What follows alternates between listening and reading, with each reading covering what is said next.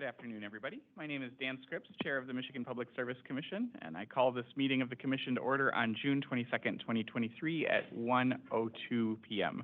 Madam Secretary, please call the roll. Chair Scripps. Present. Commissioner Paratic. Present.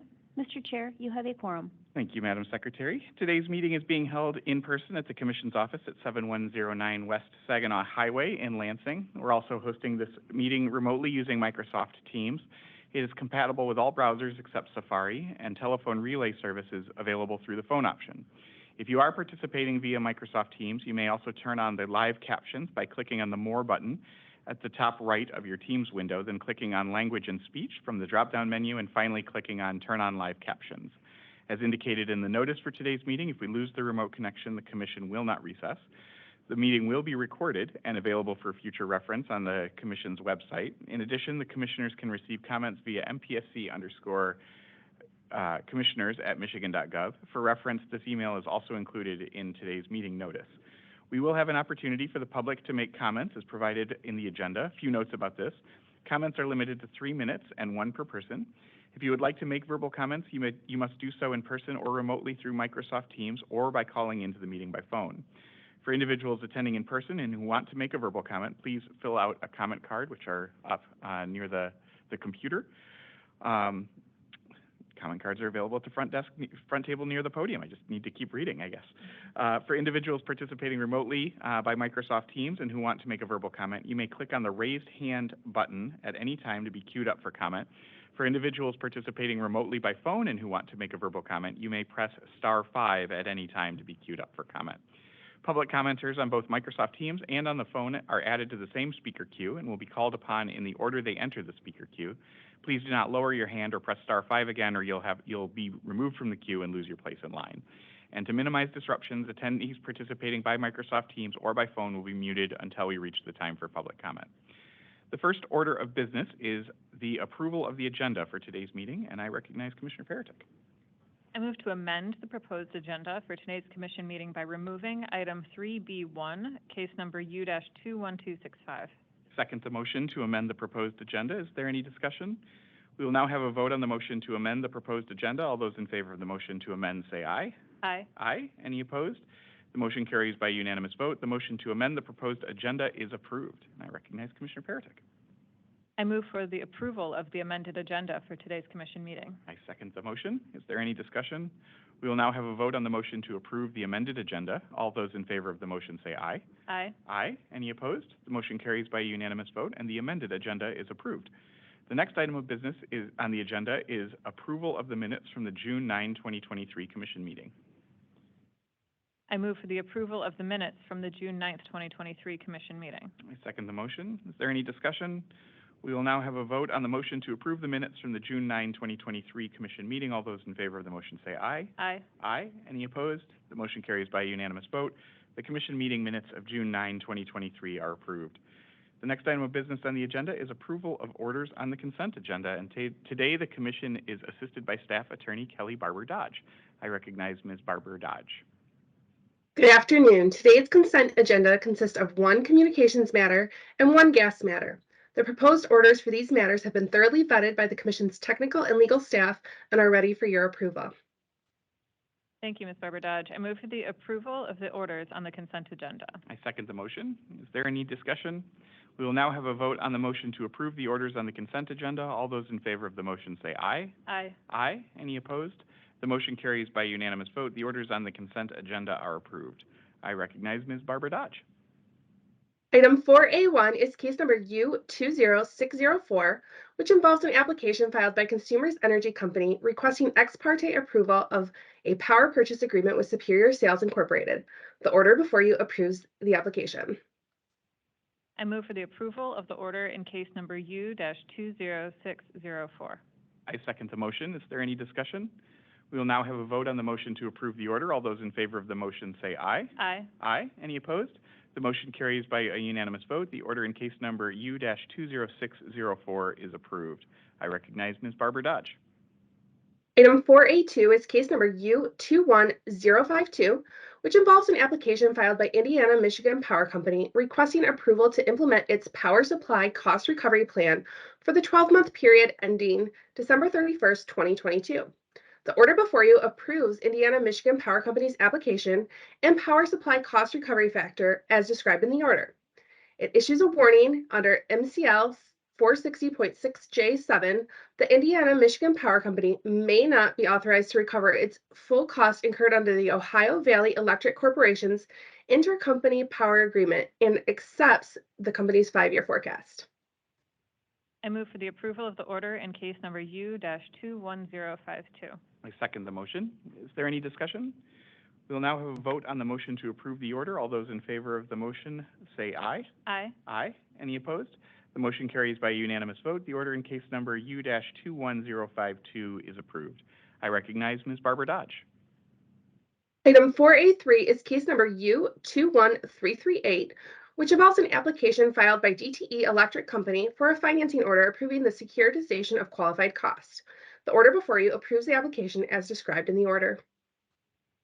I move for the approval of the order in case number U-21338. I second the motion. And just a few words before we vote on this. So securitization is a process that was authorized in Michigan under Public Act 142 of 2000. We've used securitization in a number of contexts for both DTE Electric Company and for Consumers Energy. So this is the latest in those line of cases, and securitized the costs associated with 2 retired coal plants for DTE Electric Company. And through this process, essentially, it's a way of financing those costs at lower cost to customers. And this particular case is expected to save customers at least $51.5 million compared to conventional financing. These cases are a little tricky because we need to issue them under statute within 90 days of being filed. We have once again met our statutory timelines. And I just want to thank the company for a thorough filing, our staff and the interveners from both the BATE and the Attorney General's office for their work on this. Happy to have this in front of us, and particularly pleased by the $51.5 million as a baseline in customer savings. Is there any additional discussion? We'll now have a vote on the motion to approve the order. All those in favor of the motion say aye. Aye. Aye. Any opposed? The motion carries by a unanimous vote. The order in case number U-21338 is approved. I recognize Ms. Barbara Dodge. Item 4A4 is case number U21402, which involves an application filed by Consumers Energy Company requesting ex parte approval of accounting authority to utilize a regulatory asset or liability for certain projects related to funding from the Federal Infrastructure Investment and Jobs Act of 2021. Specifically, it's empowering Michigan communities through distributed energy resource optimization project. The order before you approves the application, directs Consumers Energy Company to engage with the commission staff as the company continues to develop its project as set forth in the order, and dismisses as moot the petition to intervene filed by the Association of Businesses Advocating Tariff Equity. I move for the approval of the order in case number U-21402. I second the motion. Is there any discussion? Yeah, actually, I will address both this order and the next one, which is a similar financing ex parte approval of accounting authority. And we, as a commission, have expressed through a variety of orders in the past our support for utilities pursuing federal funding opportunities. And I'm excited to see the Consumers Energy applications for over $120 million in federal funding through the IIJA, the Investment Infrastructure and Jobs Act. These grant programs require a match in order to obtain the funds, and through the orders in front of us requesting ex parte approval to utilize regulatory accounting authority for these matching funds.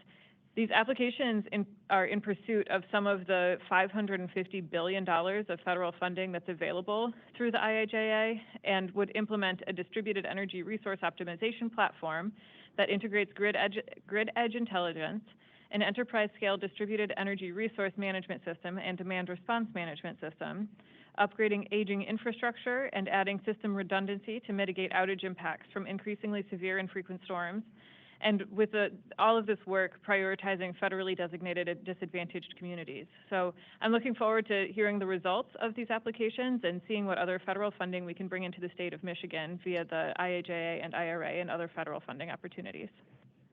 Thank you, Commissioner Paratic. We will now have a vote on the motion to approve the order. All those in favor of the motion say aye. Aye. Aye. Any opposed? The motion carries by a unanimous vote. The order in case number U-21402 is approved. I recognize Ms. Barbara Dodge. Item 4A5 is case number U21416, which involves an application filed by Consumers Energy Company requesting ex parte approval of accounting authority to use a regulatory asset or liability to defer recovery or refund for expenses above or below amounts approved in rates for certain projects relating to funding from the Federal Infrastructure Investment and Jobs Act of 2021. Specifically, its sectionalization and circuit improvements to mitigate outage impacts for disadvantaged communities project. The order before you approves the application, directs Consumers Energy to engage with the Commission staff as the company continues to develop its project as set forth in the order, and dismisses as moot the petition to intervene filed by the Association of Businesses Advocating Tariff Equity. I move for the approval of the order in case number U-21416. I second the motion. Is there any discussion? We will now have a vote on the motion to approve the order. All those in favor of the motion say aye. Aye. Aye. Any opposed?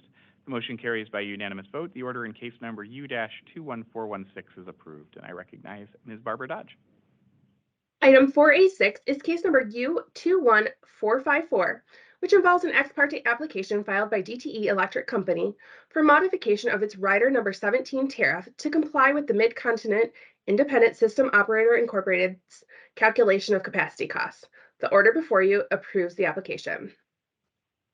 I move for the approval of the order in case number U-21454. Second the motion. Is there any discussion? We will now have a vote on the motion to approve the order. All those in favor of the motion say aye. Aye. Aye. Any opposed? The motion carries by a unanimous vote. The order in case number U-21454 is approved. I recognize Ms. Barbara Dodge. Item 4B1 is case number U20993, which involves an application by Saginaw Bay Pipeline Company requesting ex parte approval of new gas transportation rates reflected in a 20-year firm service agreement between Saginaw Bay Pipeline Company and DTE Gas Company. The order before you directs Saginaw Bay Pipeline Company to file a revised transportation agreement consistent with the order. I move for the approval of the order in case number U-20993. I second the motion. Is there any discussion? We will now have a vote on the motion to approve the order. All those in favor of the motion say aye. Aye. Aye. Any opposed? The motion carries by unanimous vote. The order in case number U-20993 is approved. I recognize Ms. Barbara Dodge. Item 4B2 is case number U21398, which involves an application by Palmco Energy Michigan LLC doing business as Indra Energy to become a licensed alternative gas supplier. The order before you approves the application with conditions. I move for the approval of the order in case number U-21398. I second the motion. Is there any discussion? We will now have a vote on the motion to approve the order. All those in favor of the motion say aye. Aye. Aye. Any opposed? The motion carries by unanimous vote. The order in case number U-21398 is approved. The next item on today's agenda is a presentation on resource adequacy by the Mid-Continent Independent System Operator, or MISO, and we're pleased to be joined by Mark Kieser from MISO. And so, Mr. Kieser, thanks so much for being with us today. Good afternoon. It's a pleasure to be here. I appreciate it, Chair Scripps and Commissioner Paratic. Just do a check. Can you hear me and see me okay? We can. All right. Now let me see if I can manage sharing some slides that I brought. That is also working. All right. So you can see the slides. Great. So I'm here today to describe to you the results of our 2023 and 2024 planning resource auction. But very briefly, before we begin, for any of your stakeholders who are not aware, I work for MISO, Mid-Continent Independent System Operator in Carmel, Indiana, and we manage the overhead power lines for our transmission owners and members throughout our footprint that you can see here, 15 states, as well as the Canadian province of Manitoba, and including most of Michigan. Now, this slide shows the results of our planning resource auction. And the planning resource auction is a measure of how a future look for the upcoming planning year. For this year, it's 2023, beginning in June 1st, ending May 31st, 2024. And we are trying to make a measure of the reliability of the upcoming planning year. And you'll see some changes if you've been following things. First of all, so we're looking at all of the 10 zones within MISO, and Michigan is zone 7 for the Lower Peninsula, and the Upper Peninsula is zone 2. And what we've looked at in the past, you would typically see one price per zone. That was because last year and for years prior, we had an annual construct, meaning we evaluated what the risk in the summer peak was and balanced against that risk and created clearing prices and capacity commitments for generation resources in MISO for that summer period. So what we've done here is we've changed that because as time has gone on, as the fleet has transitioned, as weather patterns have become more apparent, we're starting to see reliability risk during off-peak seasons, so spring, winter, and fall. So what we've done is we've created a seasonal construct. So we see here 4 clearing results, one for each of those 4 seasons, that is trying to send a signal to the market for the relative risk of each of those seasons. You might remember from last year, zones 1 through 7, the north and central portions of our footprint, cleared at what we call the cost of new entry, or CONE, which is administratively set price, which was quite a bit higher than what we're seeing this year. So on this page, I'm describing the results, and then on the next pages, I'll kind of show you how we got there. So for zone 7 and zone 2, the 2 Michigan zones, you can see that the clearing prices were relatively low, especially when compared with last year, 10, 15, 2, and 10. You can see that most of our footprint had this same result. That meant that basically that energy could flow fairly freely around the footprint. The exception is zone 9 in the southern portion of our footprint, where there was an inability to get energy into that zone.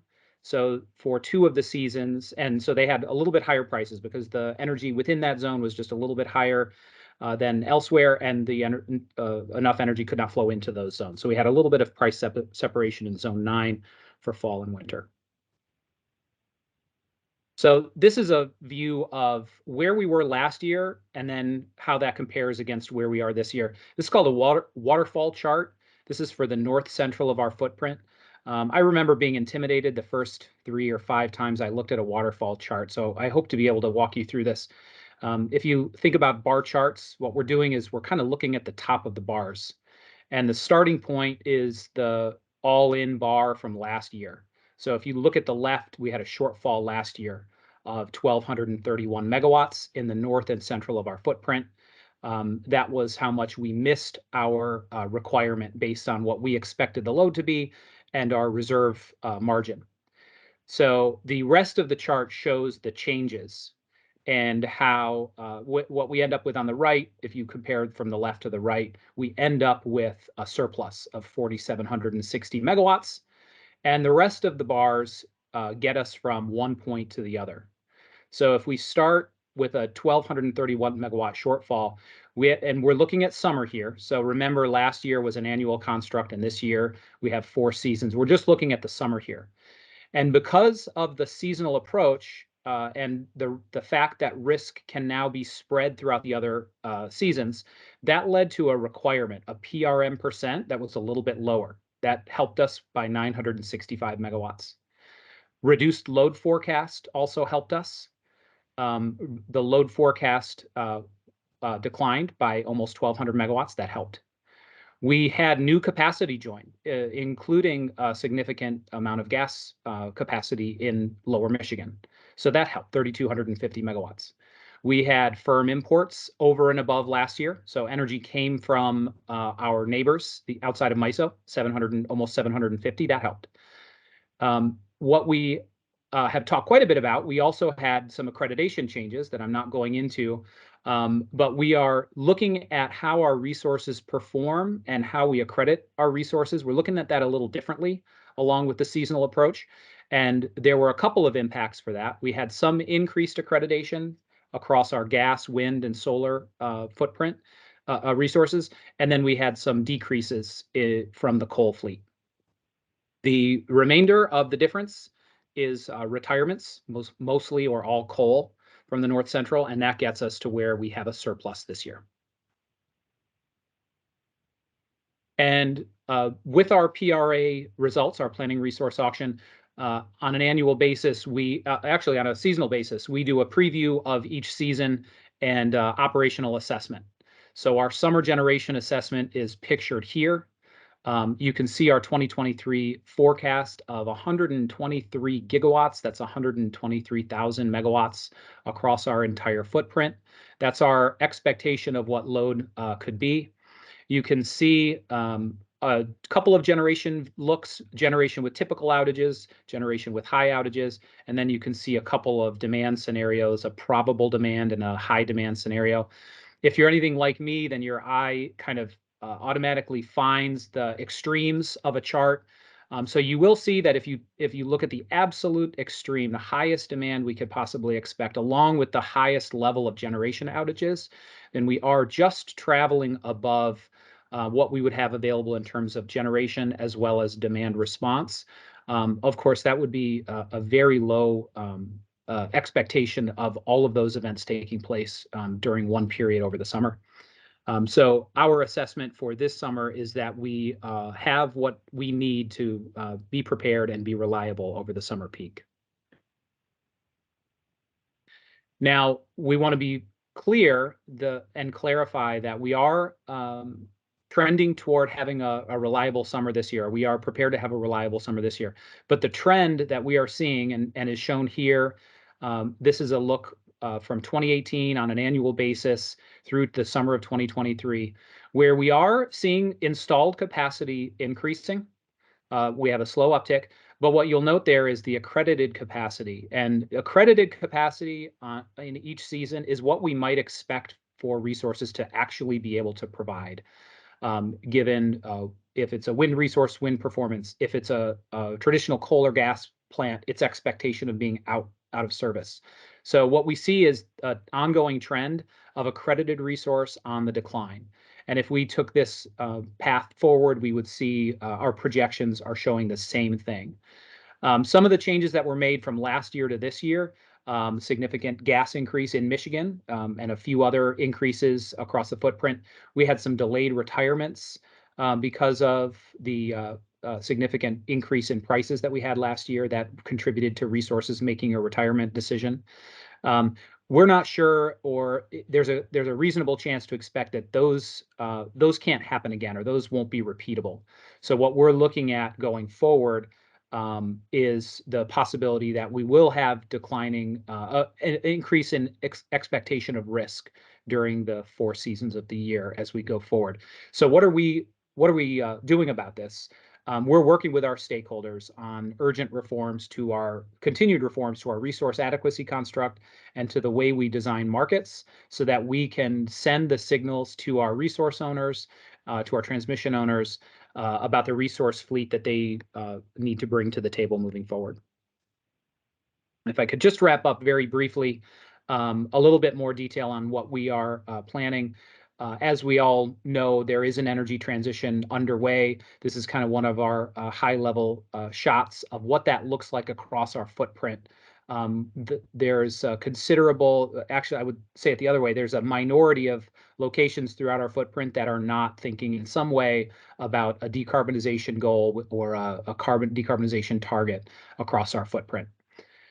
So we are looking at several things, various things that we can do, and our implementation of a seasonal construct and our accreditation rules that we have been and continue to work on are the first steps toward that. So we have a look here at some of the challenges we expect to see as fleet change continues. Like I said, accredited capacity, and we plan on continuing to look for developing what we are calling attributes, specific needs of the grid, such as voltage, such as the ability to provide energy on a long-term basis, multiple hours, multiple days in a row, and putting in place transparency and potentially market products around those attributes. Reliability planning. We are working on continued updates to our planning resource auction to develop a reliability-based demand curve that sends what we consider to be better price signals for our resource fleet to make decisions on the capacity needs and the reliability risk. We have forecasting as a very high priority, both on the load side as demand patterns change and on our renewable fleet. And then finally, intra-regional and interregional support. As the transition goes on, we see that all of our members will be relying on each other more. And that's really the benefit of the large scale of MISO, that we all get to benefit from the resources and the specific weather conditions in one area versus another on a given day. And we can share energy quickly back and forth. And to that end, we are continuing to develop needed transmission to better connect our grid. That's what we call LRTP, or long range transmission planning, and working closely with both our neighbors to manage emergencies well together, and our neighbors in energy, the gas electric role in working to be able to ensure that we have the gas for our gas fleet when it's needed. Now with that, I will wrap up. I appreciate the time that you've allotted me here, and I'd be happy to take questions. Thank you, Mr. Keyser. Maybe just one question from me. You mentioned, I think it was 2 slides ago, that that while we sort of were at cone for the North and Central zones 1 through 7 last year, and we're not this year, in part because of the shift to a seasonal construct, in part because of the results of some of our integrated resource plans that added the gas that you referenced in Zone 7. But as you're looking out, you say that there is a tension in terms of the continued decrease in accredited capacity going against some estimated load growth. So as you're looking out, it sounds like, based on some of the other pieces that you said, the need for reliability-based demand curve, et cetera, more and more accurate price signals, that we shouldn't take too much comfort that we're back on the sort of low end of the capacity charges in the PRA, that there's still more work to do. And I was just wondering if you could maybe give a little bit more on that. Yeah, I'll say a couple of things. So when it comes to the demand curve, and we are showing prices that are very low, it gets very complicated very fast. So without trying to do that, to get too complicated, the way our demand curve currently works, it's kind of all or nothing. If we have enough to meet our requirement, then the prices typically, because the demand curve is a straight line, a vertical line, if we have 1 megawatt more than enough, our demand curve drops to, we're willing to pay nothing for that megawatt. If we have 1 megawatt less than the requirement, the cost is administratively set to our cone, cost of new entry, a very high price. And between there's no room to be able to communicate how close we are or how far away we are from that point of being below what we consider to be the right reliability level. So a reliability-based demand curve is an attempt to better communicate the reliability value of a next megawatt. The value of the next megawatt, or if you think about anything you've ever bought, the value of buying 1 versus buying 2, or any point there, it almost never drops off a cliff to where the next one is worth nothing to you. And we think that energy demand looks like that, where a better way to do it would be to demonstrate the value of additional megawatts and slowly declining, or declining on a curve rather than a straight line. So we think that including that transparency, that price transparency, will help. I think the other aspect is highlighted. I'm still sharing this accreditation, the grade portion of this. We need to keep our eye on accreditation, and we're currently working with stakeholders in Michigan and throughout our footprint to continue to take a look at accreditation, where we want to make sure that we are appropriately enabling resources to sell, to deliver, to be accredited for capacity that they will actually be able to provide during the riskiest times of each of those seasons. And that means different things for different resources. The spring and fall is when our traditional fleet takes outages. So accreditation in the spring and fall for gas and coal may be impacted if you're looking at accreditation from the lens of what can you actually deliver. Renewables, wind and solar, There are differences between the installed capability and the accredited capability. And even as we come to rely more on any given asset class, then the accreditation of that asset class changes, because you may be creating a situation where by having a reliance on more and more of a certain asset class, then you're also subject to any of the potential risks that go along with that asset class. For gas, it can be unavailability of a pipeline. For wind, it can be the fact that the wind forecast or the amount of wind that's blowing across the footprint impacts all or much of the wind at a time. Great. That's really helpful, and clearly, more work to do. Good. How are you? More things to dig into, but we appreciate. I'll say we appreciate MISO's partnership in solving these. I think the what Michigan brings in terms of the 4-year out capacity demonstration process, and then the long-range integrated resource planning process is, I think, been a benefit both to Michigan and to the footprint, as you alluded to, and certainly the partnership on transmission and markets. We've seen real benefit in the state and to Michigan customers. So look forward to continued partnership and appreciate you being here with us for this sort of annual update on the results of the PRA, particularly now that we've moved to a seasonal approach. Thank you. My pleasure. Okay, we've now reached the time reserved for members of the public to address the Commission. As mentioned in the notice for today's meeting, we'll take public comments in the following order. First, from individuals attending in person, and then from individuals participating remotely, either through Microsoft Teams or the phone, and who have entered the speaker queue. Don't believe that we have any pre-filled speaker cards. Are there any folks attending in person today who wish to address the Commission at this time? Okay, we'll now go to the public comments through the remote options. I see that we don't have anybody queued up at this point, so we'll, I guess, see if there's anybody there that is interested in providing public comment. If so, you can raise your hand or press *5 if you're participating by phone, and we can call on you in that way.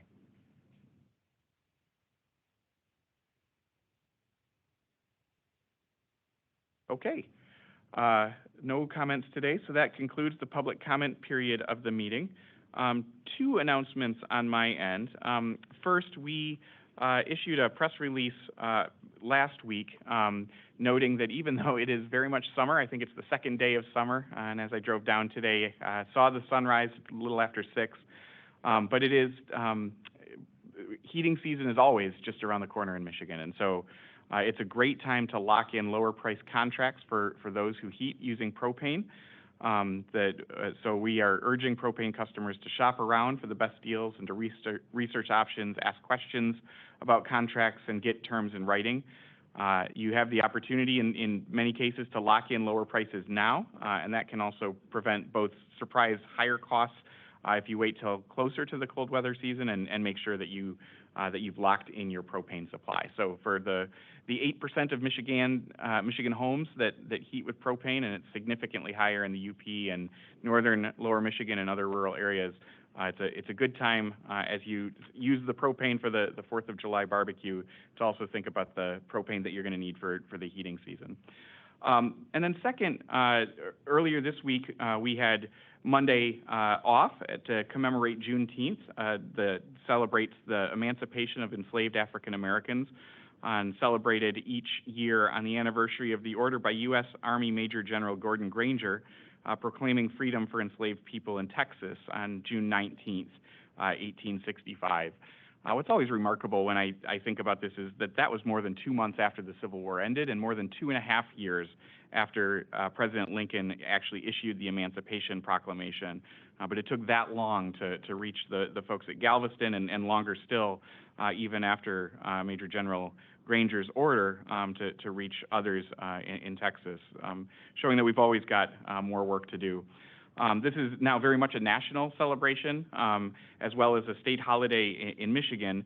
And there's a connection, even though this started in Texas, with Michigan, in that former Michigan Congresswoman Barbara Rose Collins actually was the first person to introduce federal legislation to recognize Juneteenth.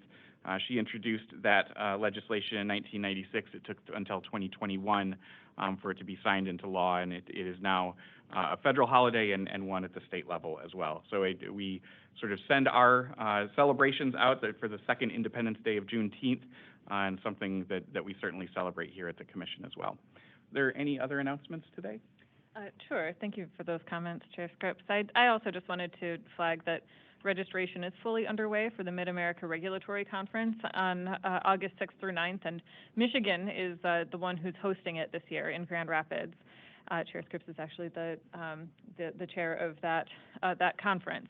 So if you haven't registered yet, I recommend doing so. If you're interested in hearing conversations about utility regulation, decarbonization and net zero goals, the future of our electric grid, energy and telecommunications, future of natural gas, and many, many other topics, and talking to commissioners and commission staff and the industry from Michigan to North Dakota to Texas and Arkansas and Indiana and all of the states in between that border.